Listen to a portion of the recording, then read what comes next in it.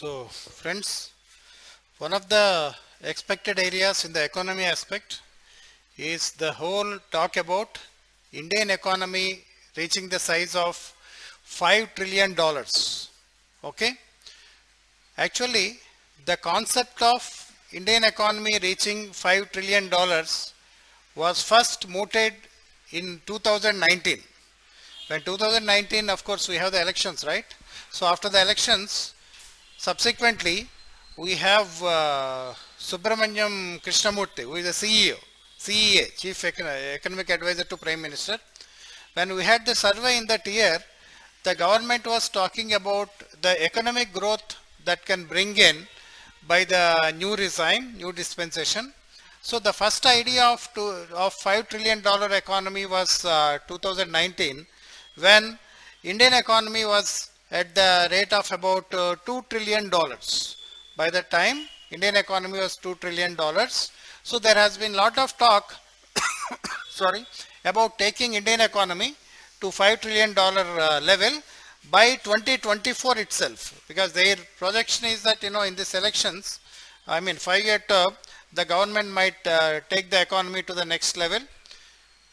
We don't know how situation would have happened except for the COVID. We have COVID scenario.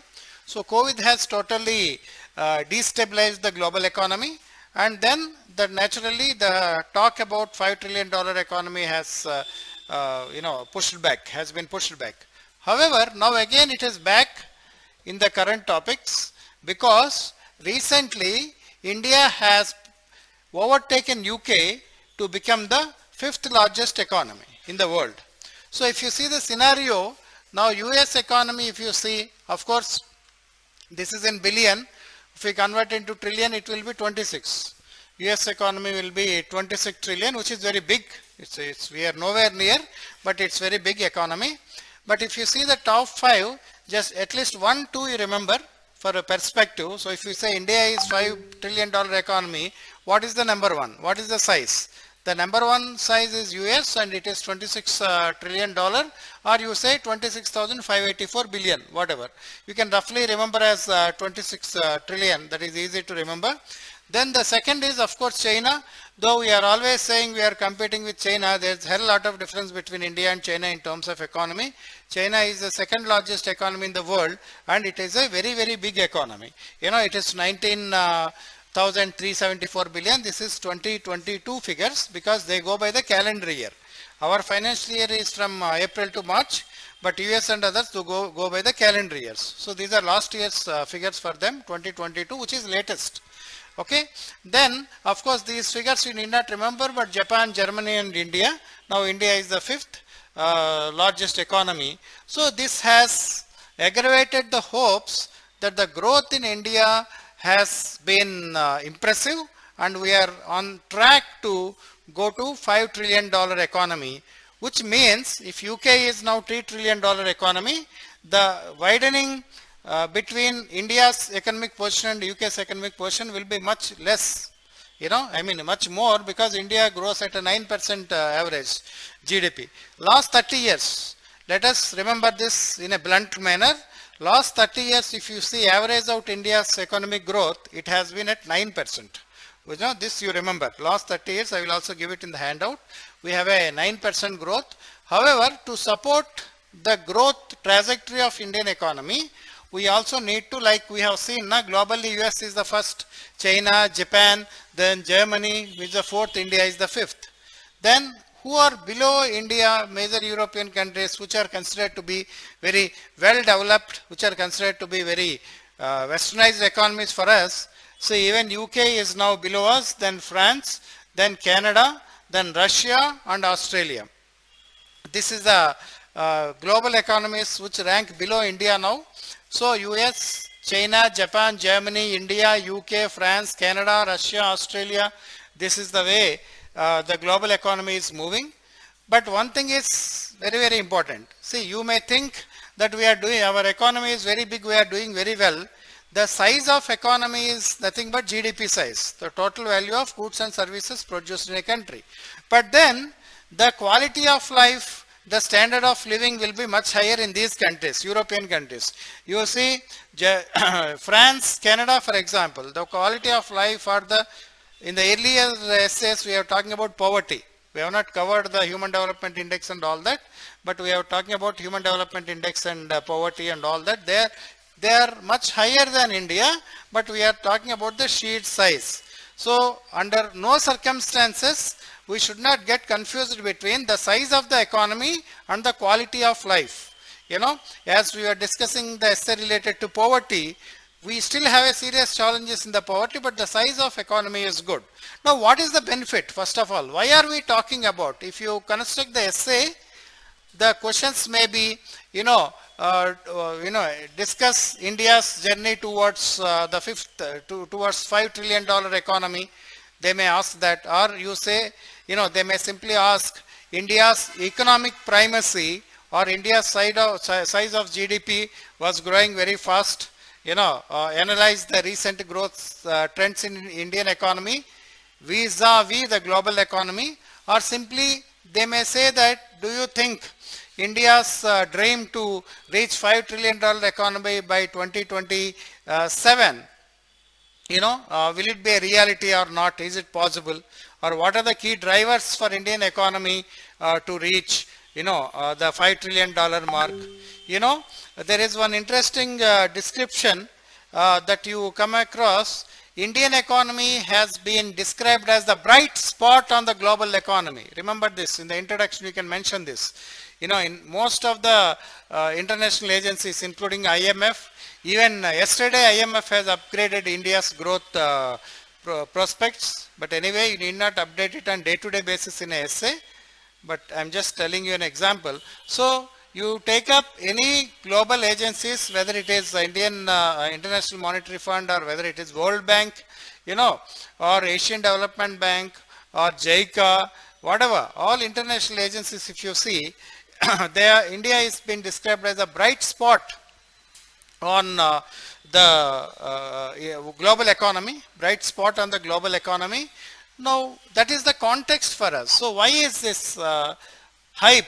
Why is this attraction about Indian economy? There are very solid, interesting factors. Now, India is the only country which was able to recover very fast after the COVID. If you see the growth rates here, for your reference, you have to remember, even for economy paper also, you have to remember this, for essay paper also. See, 2019-20, that is pre-COVID, right? We have 3.87% GDP growth. 2021, that is COVID year, we had a negative growth, minus growth of contraction of GDP to 6.6%. Then 21-22, again we have recovered very fast. This is the main push for us. In 21-22, India had reached 8.7% growth, which is a bounce back. The average growth in the global economies, top economies, is between 3 to 3.5%. Remember this, against a global average of around 3.5%, Indian economy grew by 8.7% at 21-22.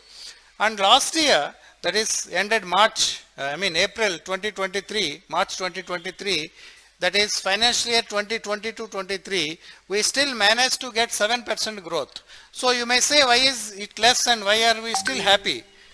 Actually, if you remember, last year February we had the Ukraine war, right? Yes or no? The new year, in the early months of new year we had the Ukraine war. This has totally, disturbed the global economy. The payment systems, inventories got piled up, logistics issues came up. So there was disruption across global economy, but India has managed to steer clear of many of the problems. So despite the global challenges and the geopolitical issues in 2020-23, if India was able to get 7% growth, it is definitely a very, very good performance. So that accounts for the dip from 8.7 to 7%. Okay. Again, this year, that is 2023-24, these are estimates or projections as we see in the economic survey and other things. This year, Indian economy is expected to clock around 6.5% growth. Of course, economic survey was released in February. Economic survey figure is 6 to 6.8%, but later if you see the projections of International Monetary Fund and World Bank and other rating agencies, S&P and all that you see, the growth is now has been revised to around 6.5%, which is still good, okay, because globally we have the commodity prices for an issue. Point number one. Globally, the rate increased by US Federal Bank, US Fed, which is called US Fed, is also another issue. So globally there are challenges in the form of commodity prices and the US Fed increasing the policy rates to tame inflation. So it is in this context 2023 and 24, if we are able to get at least 6 to 6.5% growth, it is still good. So it is on this basis, this is the backdrop to say that Indian economy is doing good and we are on track to achieve the $5 trillion mark by 2027. And in fact, it is also said by 2030, India could easily become a $7 trillion economy. But in economy we say we use three terms. One is short term, the second one is medium term, long term. Short term is generally in GDP calculation is generally say 2 years.